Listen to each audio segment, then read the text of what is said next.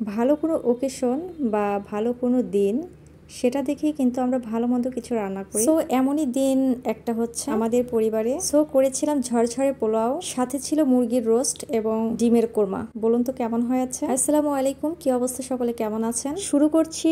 প্রথমে একটা প্যান নিয়ে নিয়েছি আর দিয়ে দিলাম পরিমাণ মতো সয়াবিন তেল, আর সাথে দিয়ে দিয়েছি পেঁয়াজ কুচি, গোটা কিছু মশলাও দিয়ে দিচ্ছি। সুন্দর একটা ফ্লেভার আসলে এবারে দিয়ে দিব আগে থেকে ধুয়ে ঝরিয়ে রাখা পোলাওর চাউল। পোলাও ধবধবে সাদা করার জন্য প্রথমে কিন্তু আমি পেঁয়াজটা বেশি ব্রাউন করিনি, সেটা অবশ্যই খেয়াল করেছেন। পোলাওর চাউলটা দিয়ে অনেকক্ষণ ভাজাভাজি করে নিয়েছি। এ পর্যায়ে দিয়ে দিলাম লবণ, আদা বাটা, রসুন বাটা, আর সাথে এখন অ্যাড করব কিছুটা ঘি, যেটা আমি ঘরেই বানিয়েছিলাম। আর অনবরত নাড়াচাড়া করতে হবে যাতে করে তলায় লেগে না যায়। সো আমি এভাবে অনেকক্ষণ ভেজে নিয়েছি। তারপরে অ্যাড করছি পানি এবং দুধ। মনে রাখবেন যতটুকু চাউল তার ডাবল হবে পানি। সো আমি যেহেতু ধবধবে সাদা পোলাও করতে চাচ্ছি, এর জন্য অর্ধেক দুধ এবং অর্ধেক পানি অ্যাড করে দিয়ে দিলাম। 5 মিনিটের মতো ঢাকনা দিয়ে ঢেকে রেখেছিলাম। এবারে ফিরে এসেছি।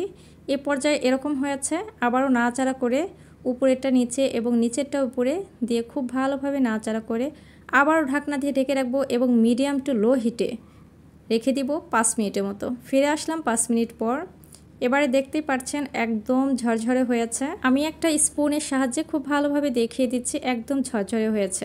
আর দুধ এবং ঘি পড়লে কিন্তু পোলাও আরও মজা হয়, আরও টেস্টি হয়।